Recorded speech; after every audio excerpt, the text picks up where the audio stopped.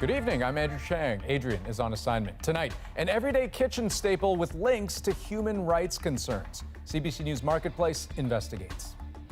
How prevalent is forced labor in China's tomato trade? Plus, a dramatic spike in demand at Canadian food banks. Also tonight, a new fix for long-term care homes. But is it enough? You can have the best legislation. You need the hands on deck to actually provide the care. Facebook looks to the future as questions swirl about its past. I think trust is going to be really, really critical. And containers overboard at sea, now washing ashore. We could be cleaning up this debris for many years. Another drop in a polluted ocean. This is The National. There's already a lot that you're considering as you shop the grocery store aisles, including standard things like price, nutrition, and for some products, country of origin. But what about where those canned staples like tomatoes come from? Our colleagues at Marketplace track the course of that simple food and its sometimes complicated path to your table. Asha Tomlinson now on why it might include human rights abuses. You grab the tomato, Yeah. and just twist. Oh, wow, nice. Chef Nick Liu grows tomatoes in his backyard for his Toronto restaurant. As a consumer, it's really hard to know what you're buying, when it comes to like produce and how the workers are treated.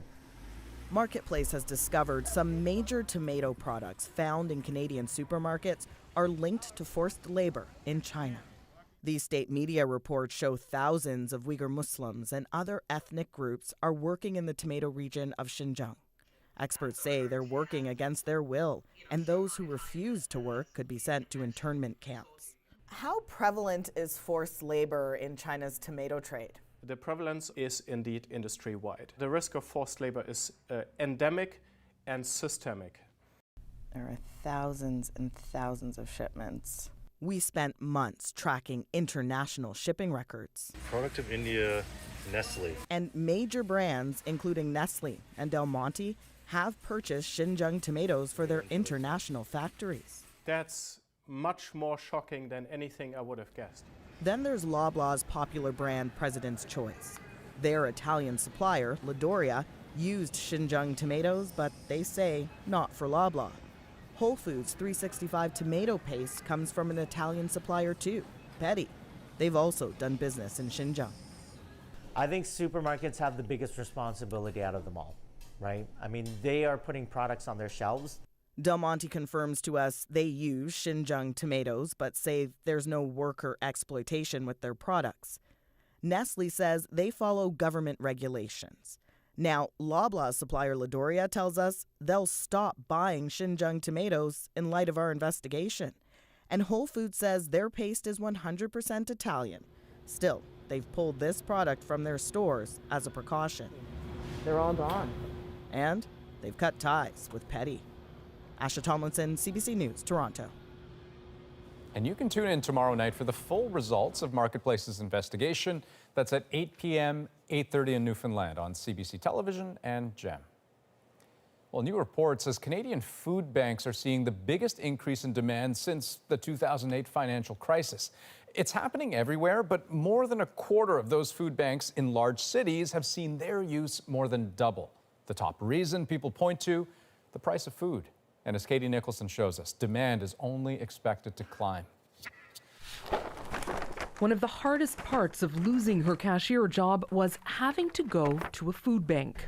I was a bit shy at first. Something Tina Lambert-Whalen had to break to her daughter. I did explain the best way I can is, sometimes we need help and it's okay to ask for help. A new report shows a 20% increase in visits to food banks since 2019. The data comes from a survey snapshot of food bank usage across Canada in March. And it works out to more than 1.3 million visits that month alone. Children represent 1/3 of food bank clients. Single people, 46%. We're calling it a perfect storm. What's driving it is increased food costs, increased housing costs, high level of unemployment due to the pandemic. Food Banks Canada says this is the biggest jump in usage since 2008. And it could get worse as COVID social supports disappear. Food banks are actually bracing themselves for a need to go up. In Quebec, which reported a 38% jump in visits, this distribution center services 17 food banks, 5 very long days a week. We're pretty much stretched out right now with 4 trucks, so pretty soon we'll be looking at trying to get a 5th one. The report is seeking major changes to rental assistance, employment programs, a national minimum floor income, better supports for those who live alone, and cheaper food in the north.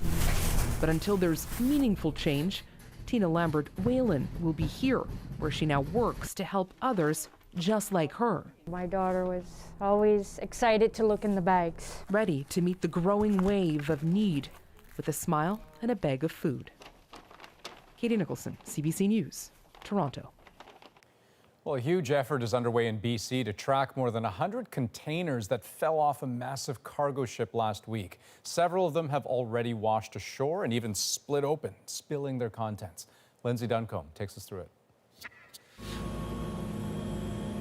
Crashed against the pristine coastline, evidence that the fallout from the weekend's accident at sea isn't over. That cluster of boxes? Refrigerators spilled from a broken container.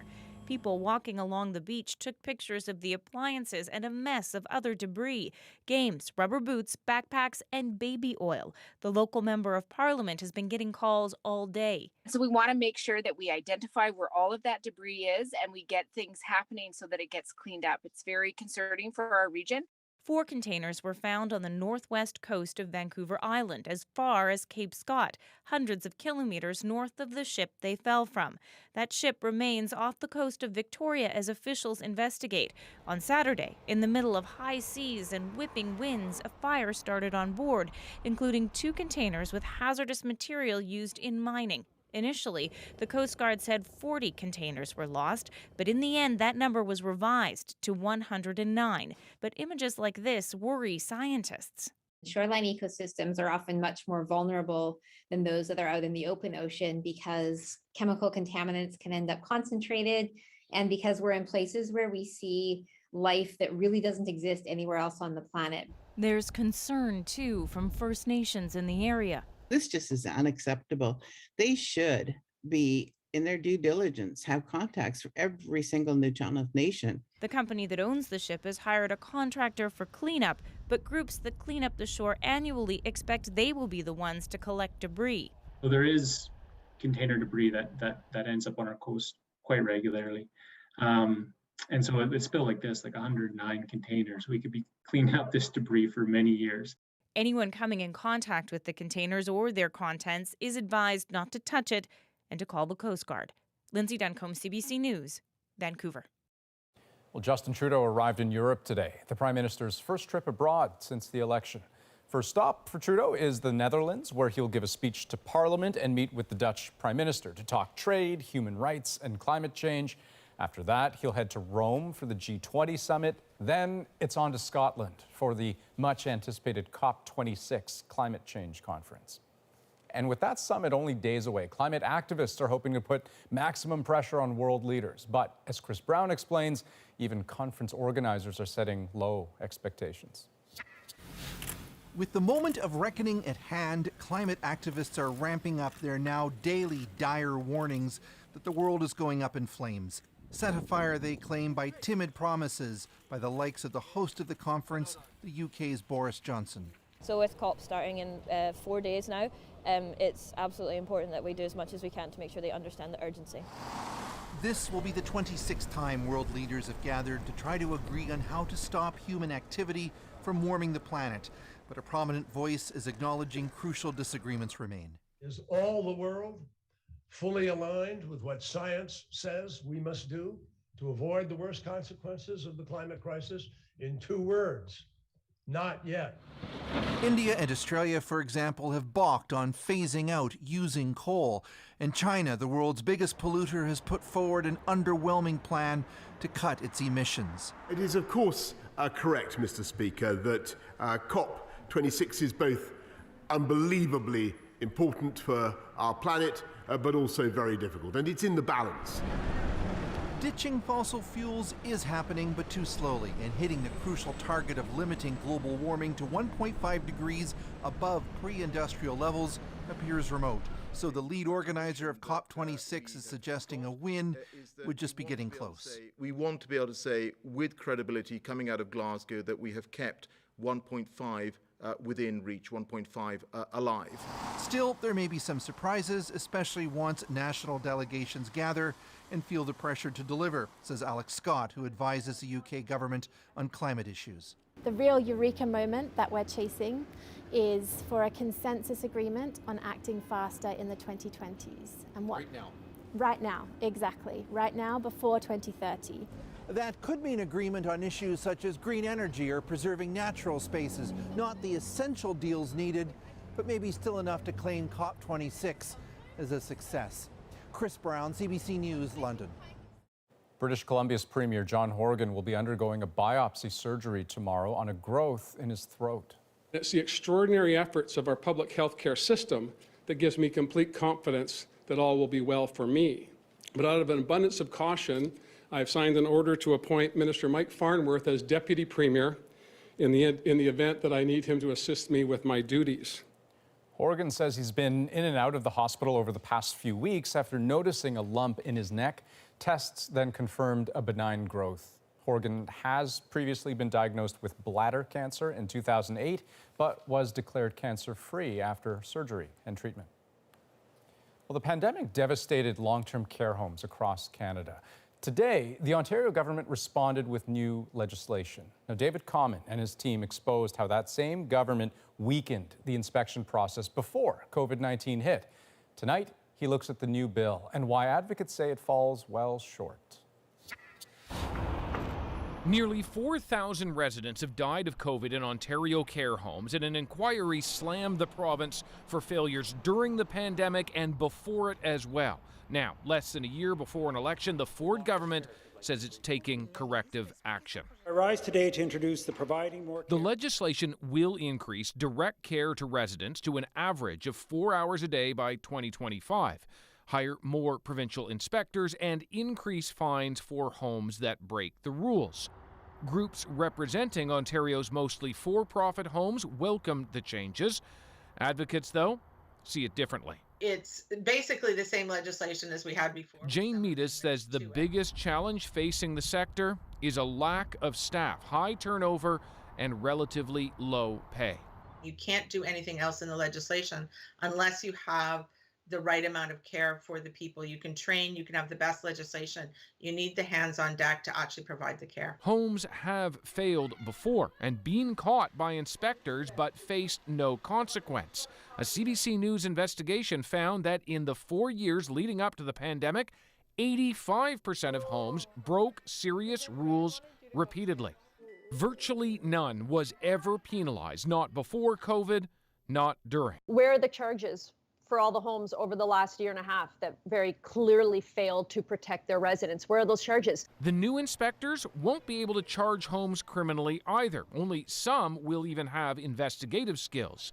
We've seen in past hidden camera investigations how inspectors have been frustrated by how little power they've had. I don't have time to check them in for an hour. It took decades to get to the situation we're in. It is going to take time to get us out, but we want to move as quickly as possible on the sake of our residents. Okay, so David, hiring more inspectors, but is there going to be a difference in how they'll be inspecting? Well, yes, indeed, because now, once again, they're going to be proactive. Now, CBC News was the first to report that this government got rid of proactive inspections, even though they were up to 5 times more likely to find violations when the inspectors went in. Instead, they moved over to a reactive system, which means that they would only go in basically after a problem had occurred. When we flagged this in our reporting, the previous Minister of Long-Term Care called all of that a red herring. Well, today, the new Minister of Long-Term Care put those proactive inspections back into place. All right, David Common, thank you very much. Well, outdoor events in Ontario will once again be able to be held with full capacity. The provincial government says COVID-19 capacity limits have now been lifted for events like parades and upcoming Remembrance Day ceremonies. People will still have to wear a mask, though, if physical distancing isn't possible. The Northwest Territories has become the first jurisdiction in Canada to offer a COVID-19 booster to all adults over the age of 18. It's now available to any resident who received their second dose at least 6 months ago. Earlier this week, BC said it would offer boosters to everyone in the province by May of next year. Well, current and former players are rallying to support Kyle Beach a day after he revealed himself to be the John Doe victim in the Chicago Blackhawks sexual abuse scandal. Cameron McIntosh looks at what some of them are saying and what they want to see from the league. Now a pro hockey player in Germany, Kyle Beach says he's overwhelmed by support. Tweeting today, he hopes his story promotes communication that will facilitate change. Former player Georges Laraque says he believes Beach would be treated differently today. He was getting homophobic slur in the dressing room when he told people about this problem. And 10 years later, now people want accountability. Beach was on Chicago's backup roster in 2010. He complained he was sexually harassed by video coach Brad Aldrich as the team prepared for the 2010 Stanley Cup final, which it won. To avoid distraction, management put off his complaints in violation of the team's own policies. And it's destroyed me from the inside out. This week, the Hawks general manager quit. The team's CEO apologized.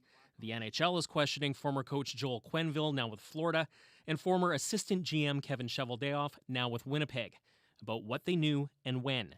Their careers could also be on the line. The league, meanwhile, is pointing to new reporting protocols adopted last year, including a dedicated phone number.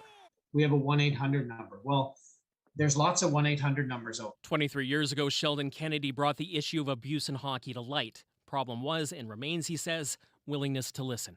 It happens with leadership. You don't make that change in policies and procedures. Win a Stanley Cup, don't offend my boss, keep my job. Coach assault victim and lawyer Greg Gilhooly says the key is getting past team-first mentalities. Respect for the team and respect for the sport is not the most conducive environment for respect of the individual.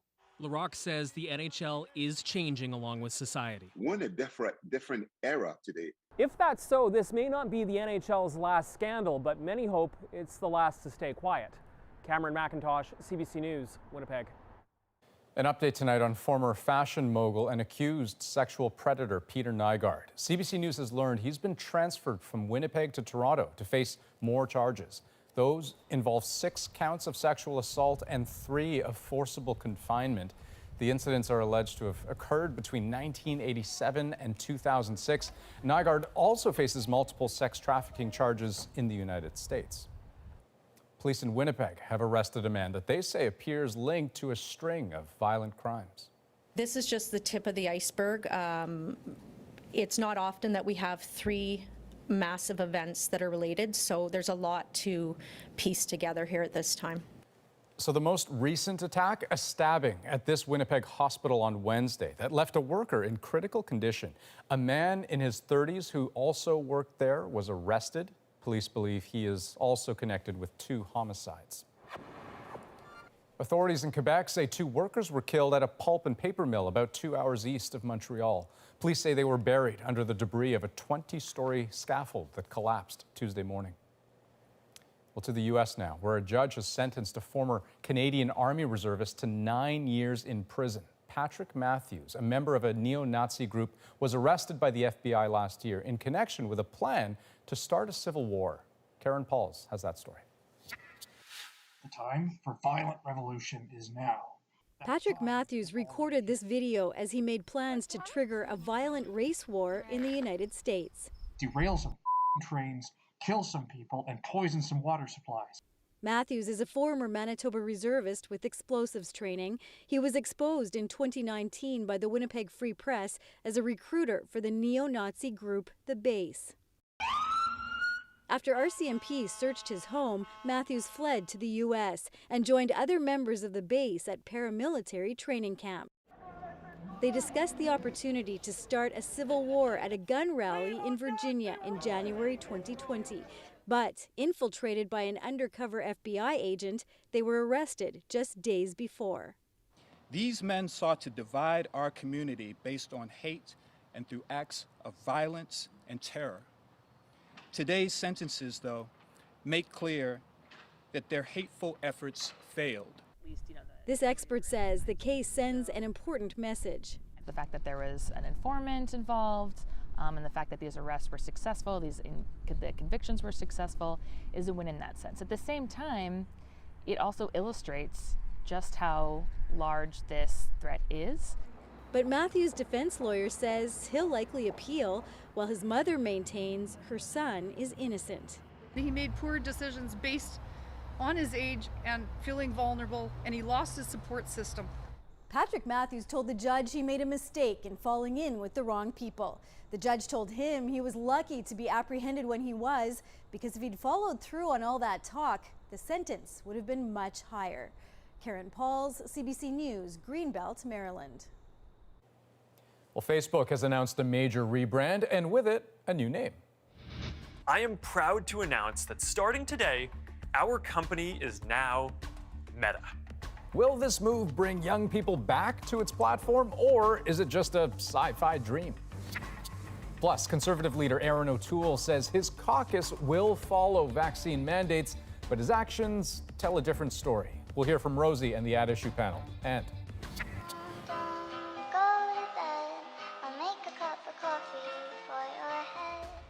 a phone that connects people to those loved and lost. The first time I picked up the phone to talk to my brother was very uncomfortable and awkward. We are back in 2.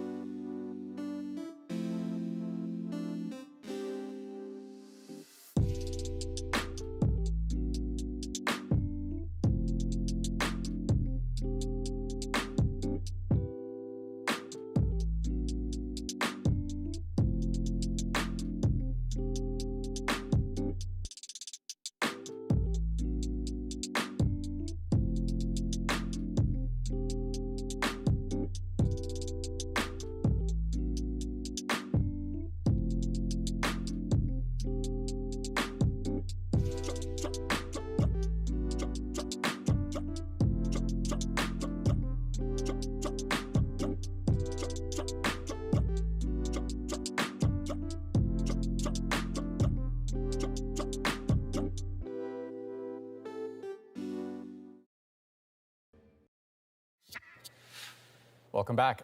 Well, after a torrent of scrutiny and negative attention, Facebook is trying to turn things around with a rebrand, a different strategy, and a different name. Nisha Patel looks at what going Meta will mean. It's not hard to get young people to tell you what they think about Facebook. I feel like Facebook is kind of not for this generation anymore. I don't find a use for Facebook, I guess, because now there's like Snapchat and Instagram. I like the video aspects of TikTok, honestly. They're spending hours a day on phones, just not on Facebook. So as the company competes for younger users, it needs a new strategy. From now on, we're going to be metaverse first, not Facebook first. What does Mark Zuckerberg mean by the metaverse? What if you could be there with her? Yeah. You're here! Today, he unveiled a plan for a time when users could meet friends for a concert or colleagues at work, all in a virtual environment. The metaverse is a term that gets used by a lot of different people, and its meaning tends to change depending on what they're selling you. That could involve physical products like VR headsets or digital products like virtual real estate. The company is hiring 10,000 people in Europe and is spending $10 billion to build out the metaverse. To reflect the big bet, Facebook will change its corporate name to Meta Platforms. But with the rebranding coming amid a series of negative stories about Facebook, some are skeptical. This whole notion of Facebook renaming itself and calling it the metaverse, in my mind, is really a PR stunt. And then there are still pressing questions about big tech and its role.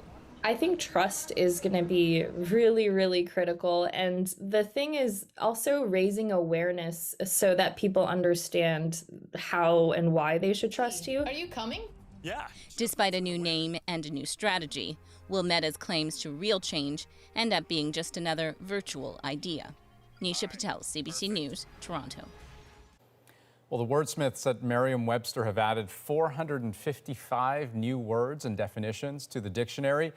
It's a pretty long list, but here are some that might resonate because of the pandemic. Super spreader and vaccine passport both now have a definition in the dictionary. Others that made the cut include deplatform, am I right, and yes, even dad bod. Okay, next on The National, Rosie's here with At Issue. Hi, Andrew. Tonight we're going to talk about the new environment minister's past and how it could impact his future in the job. I don't have a secret agenda as environment minister. How he's being received at home and abroad. That's coming up with Chantal, Andrew, and Althea.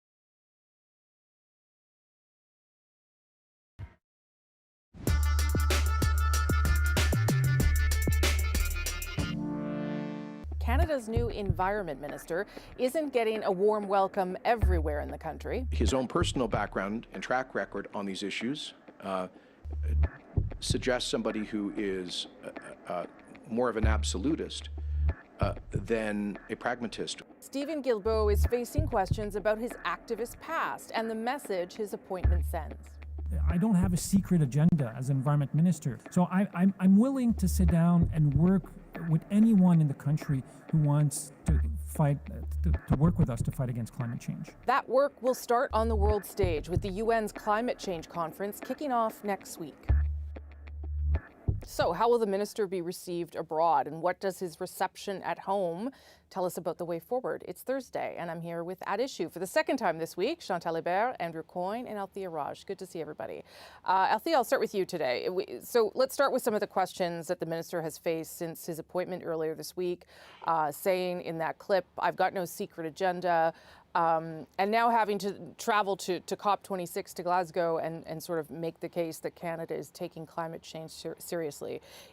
Is this already creating problems of baggage for him? I don't think so. I think the government anticipated the response that Mr. Guilbeault's appointment was going to have, and that they actually kind of welcome the compare and contrast, if you will. They're fine with the Conservatives getting into knots with their disagreement over Mr. Guilbeault getting that position. They know that they've scored big points in Quebec, especially with his appointment as Environment Minister. The other thing is he has no secret agenda because the government has been very transparent. Even Jonathan Wilkinson on Monday, when he was still Environment Minister, was talking about no more incremental change. The government recognizes that they need to go much further and much faster, and that is the mandate, even though we don't have the mandate letters yet, that Mr. Guilbeault has been given. So on the one hand, yes, it's true, the Conservatives and some in the more center-right media, if you will, like the coverage and the pictures of Mr. Guilbeault when he had scaled the CN Tower, he has moved on from that. And if anything, we can say that yes, he's an environmentalist, but he's also a practical environmentalist. Yeah, those are the pictures that we showed there of him in an orange jumpsuit after doing that. Chantal, will the fact that he has this vast experience, this is his 20th COP, incredibly, will that help in any way Canada get past some of the criticisms that we still deal with from other countries about our own emissions? Of course it will. It's hard to imagine anyone representing Canada there that has more connections to that world. And there will be some there who will think that Canada must have changed to appoint him as Environment Minister. Now, to go back to Althea's point, in Quebec, Stephen Guilbeault is not known as a radical environmentalist or an extremist. He's known as a half-full glass kind of guy rather than the half-empty version of environmentalism. If anything, in environmental groups, even as they're happy about this appointment, often lamented his willingness to talk to people who were not necessarily part of the group, the sect, the club. So, and then bottom line, and notwithstanding Jason Kenney's reaction, I think it's clear that the Conservatives have paid a higher price for not taking climate change seriously than the NDP, the Bloc, and the Liberals for doing the opposite. Jonathan Wilkinson's also going to COP26, as is, we just found out today, Chrystia Freeland. I wonder if, there's also a hope, Andrew, that the balance of Stephen Guilbeault and Jonathan Wilkinson will reassure some people. That may be a hope. I'm not sure it's one that's likely to be realized. I certainly agree, harping on somebody's radical past when they've chosen themselves to go into politics, signaling, therefore, that they want to work with people rather than simply yelling from the sidelines. I think that's vastly overdone. He's likely to be more pragmatic than he's been painted at. But at the same time, there's no doubt this sends a signal. And the signal is the government is putting the pedal to the metal, if I can use an outdated phrase. They are not going to be deterred by reaction in Quebec, in Alberta, I should say, and that's a Freudian slip. It's hard to imagine a federal government appointing someone who was as toxic to opinion in Quebec as Mr. Guilbeault is in Alberta, but they've only got 2 seats in Alberta and they don't much care, and 0 seats in Saskatchewan. It's a strange time, though. It's an interesting time to be having COP26, to be having these appointments, because there's a bit of a crisis going on in the energy sector. Oil's now at $80, headed towards $100. There are shortages emerging around the world, and public opinion, which has been pretty strong in support of this until now. It'll be interesting to see if we get into a real energy crunch, whether that's sustainable. So this is a very nervy choice in a time, I think, of some uncertainty on that file. Is the point, though, to show, Althea, that the government has ambition, whether it can meet the targets, as Andrew's suggesting, or not, but just to demonstrate that they are willing to, as you said before, go quickly on this? I think we've moved past the point of ambition, and people are really looking for results. And I take everybody's points. I agree with everything that, there would not have been a Stephen Guilbeault type of person appointed in the reverse with regards to Alberta. But the point is, a lot of people sitting around that cabinet and in the Liberal caucus and in the House of Commons really believe that climate change is going to become an existential crisis and needs to be resolved. It is not just purely a political issue. In fact, many of them would rather see it not be a political issue and to see everybody working together, much like we have in the UK, for example, with the Conservative Party there. Last word on this subject to you, Chantal.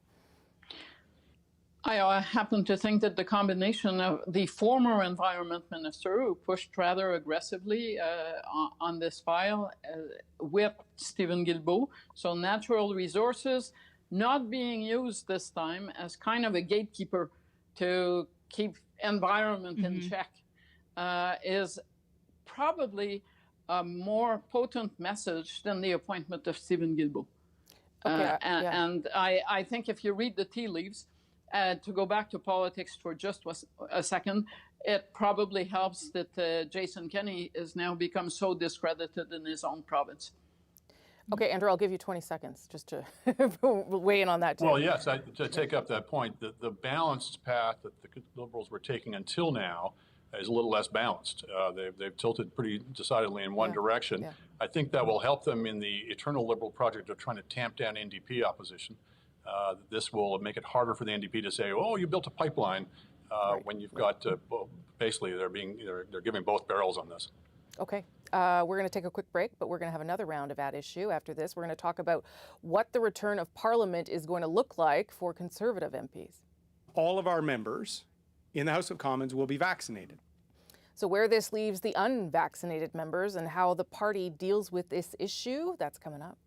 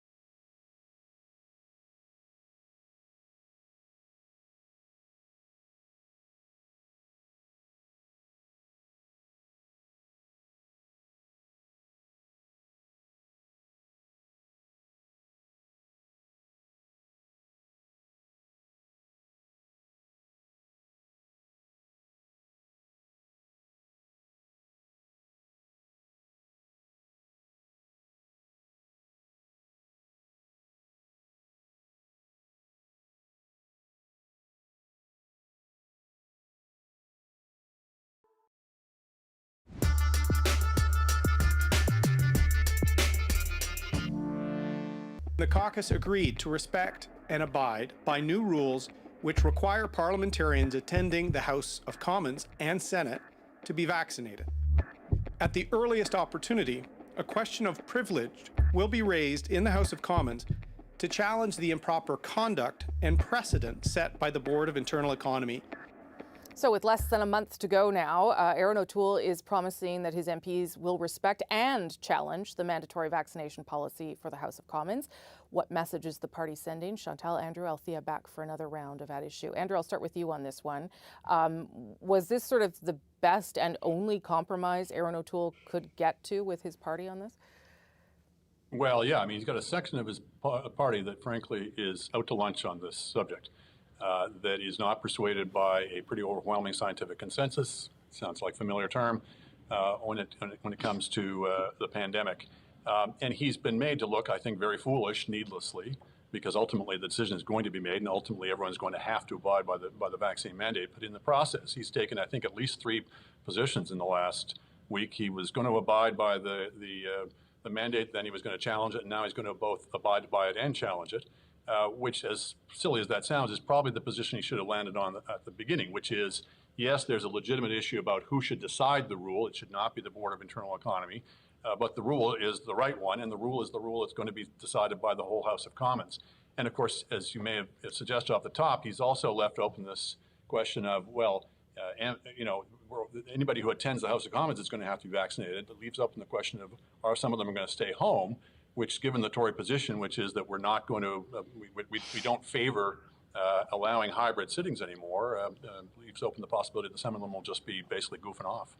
Yeah, I mean, it sounds like the people who aren't vaccinated, who I understand are not like double digits at this stage, we're talking a handful of people, will just stay home until this gets dealt with in some other way. But the other people have this issue around freedom of choice, it sounds like, from the things I hear, Chantal. And I wonder whether that is, I don't know, whether it's resonating with people or whether it makes sense. I don't think that the critical mass in the Conservative caucus, and I include senators in there, are really up for having a fight over freedom of choice on the issue of vaccines. Be it only because they themselves have some staff that have health issues, that do not really want to be spending their days with freedom of choices. And I think that was the message this week to those who will not be vaccinated. Now, the problem with staying at home for whoever is left has been shoveled forward by Erin O'Toole, but the fact is that if they don't come from some driving distance of Ottawa, they're not going to be able to get on a plane to get here. Right. And if they are in Ottawa and have driven, they're not going to be able to go into a restaurant to get food. Yeah. So it's a pretty dire life, the freedom of choice being what it is. But I think that battle, the Conservatives walked away from it this week. Yeah, I mean, that is the point of vaccine mandates, is that you tighten the restrictions on people until they break down and say, well, I'm going to get it. Althea, how are you reading how this might play out, or how Mr. O'Toole handled it this week? One, I'd like to say that at least the Conservative caucus is meeting, because the Liberals still have not had a caucus meeting since the election. So at least the Tories are meeting. No, many of them are not happy about it. Mr. O'Toole doesn't seem to have learned the lessons of the election campaign. Like, yet again, this is like the same thing that we saw with conscience rights, that we saw with gun control. Yeah. It took him too long to land to this position. He needed to find a middle ground. In the end, this probably pleases nobody. It does, however, raise an interesting question about the MPs, some of whom are double vaccinated, but have shown not support for, but concern about, and have chosen to vocalize the fears of some of their constituents who are anti-vaxxers, or people who kind of suggest that they're not vaccinated, but we don't really know. Like, I think of Leslyn Lewis, the former leadership challenger. Will she show up in the House? Will she choose to sit at home. And perhaps it will mute the voices of his loudest critics. So there may be some benefit to this position. I guess we'll see on November 22nd. I mean, yeah, but I think the first test of that, this isn't over by any measure, is will Mr. O'Toole be appointing people who will not reveal their vaccine status or who are not vaccinated to his shadow cabinet? How could he? Because that's the next question. Which is and we shouldn't overlook the potential for mischief here as a sort of a proxy way of tormenting the leader because you have doubts about his leadership. You can using this as the issue with which to cause him low-grade trouble or high-grade trouble over time. I wouldn't put it past people. Okay, I got to leave it there for this week. But you guys have done double duty all week, and I thank you for coming back. And I'll see you next week. Thanks. Okay, Rosie, and what are you working on for this Sunday's Rosemary Barton Live? Well, the Prime Minister is at the G20 and then on to COP26 to talk climate change. We're going to talk to the Secretary General of the OECD about that digital tax that is expected to come up at the G20 and, of course, the approach to climate change. So lots happening this weekend, and we will be there on Sunday. Excellent. Thanks, Rosie. Thanks. Meantime, next on The National, a climate miscalculation. We have very serious concerns with the portrayal of the forest sector and the logging industry as being low carbon or carbon neutral. Why some say logging isn't as clean as Canada makes it out to be. That story next.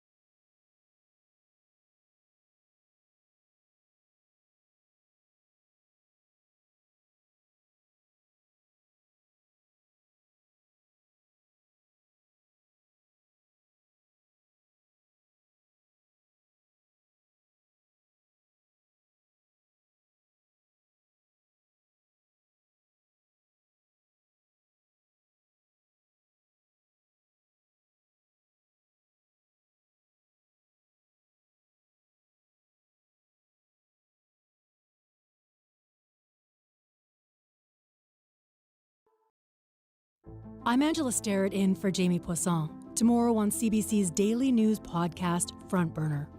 Jean Chrétien says he never heard about abuse in residential schools when he was Minister of Indian Affairs. Evidence suggests otherwise. Subscribe wherever you get your podcasts. We'll expect the oil industry to be a big topic at UN climate talks in Scotland this week. Today, top oil executives in the United States denied accusations that they spread misinformation about their role in climate change. Any suggestion that Chevron is engaged in an effort to spread disinformation and mislead the public on these complex issues is simply wrong. Our views on policies and its implications have been guided by our understanding of the science. Congressional Democrats accused them of spreading false information about fossil fuels' impact on climate change over a period of decades. For their part, Republicans dismissed the hearing as political theater. Now, in this country, a new report is taking a critical look at emissions in forestry. It suggests they could be up to 18 times higher than officially reported, and that Canada may not fully understand the role trees play in fighting climate change. Hanomansing explains the findings.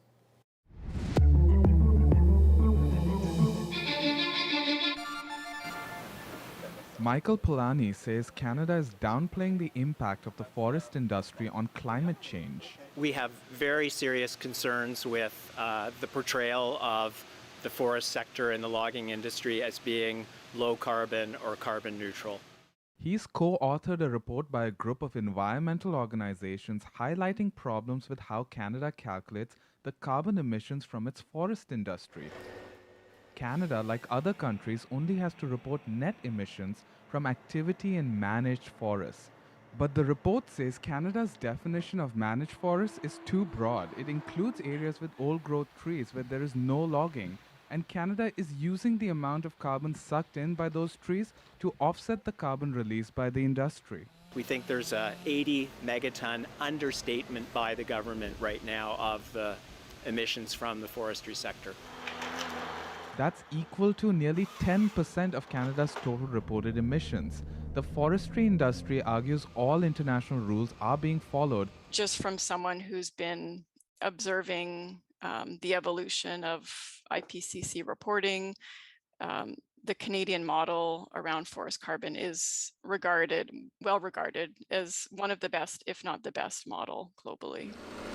There's real concern over Ottawa's flawed calculation, especially as governments set policies on logging of forests that are needed to absorb carbon. This forest scientist says the federal government also doesn't account for how much carbon is stored by trees underground. What we've found in general is that, that half of the carbon is below the surface. And that below carbon pool is not actually included in the models. An important call to take another look at the environmental impacts and benefits of Canada's forest industry. Hanomansing, CBC News, Toronto. Well, next, an unconnected rotary phone is helping people mourn lost loved ones. I can really come here with joy and connect with my brother in a really positive way. The touching impact of BC's Phone of the Wind. It's our moment.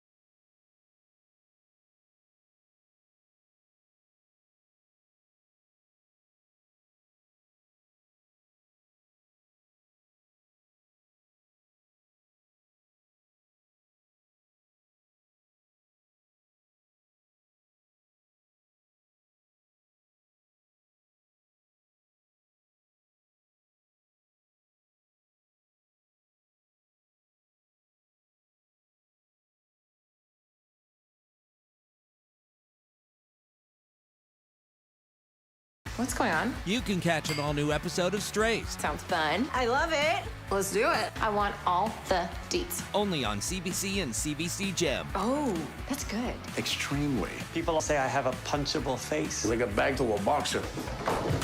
Have I ever told you about the time I got stuck in a shopping cart? Yes. They had to call paramedics to get me out because I went into a panic-induced paralysis. I said yes. Really put a damper on my entire first year of university. Strays, Tuesdays at 8:30 on CBC and CBC Gem.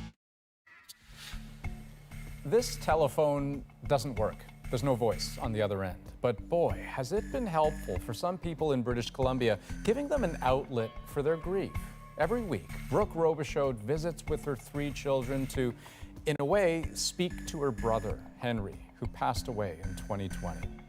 The moment Robichaud feels that connection with her late brother is our moment tonight. In 2020, my little brother passed away of an overdose. He didn't have a burial, and I didn't really have anywhere to go to talk to him. But while accessing some crossroads services, they told me about the Phone of the Wind, and so I've been coming here and using it to connect with my brother. I bring my kids here to speak to him, and it's been such a blessing. Hey, Henry. The first time I picked up the phone to talk to my brother was very uncomfortable and awkward, but handing the phone to my daughter and just seeing her smile and saying, "Hi, Uncle Henry," and connecting with him and getting to keep his memory alive, I honestly was in tears. I think the biggest thing I'd like to tell people is that you don't have to grieve alone. I can really come here with joy and connect with my brother in a really positive way. Just catch him up with what's happening. And it's such a cool idea. I've put it on my TikTok and my Instagram, and so many people have reached out just saying, "I wish this was in my city. I wish this was in my country." I found it's been the most healing part of my journey is being able to actually talk about it. It is such a beautiful gesture and a beautiful initiative. This is set up by the Crossroads Hospice Society out there. It's not a brand new idea. It's something that's existed, in various forms in many different parts of the world, notably in Japan, where thousands of people have visited these sorts of phone booths. And a really nice detail about this particular one, that wood frame that you saw, recycled from a memorial bench. That's The National for this October 28th. Hope you have a great night.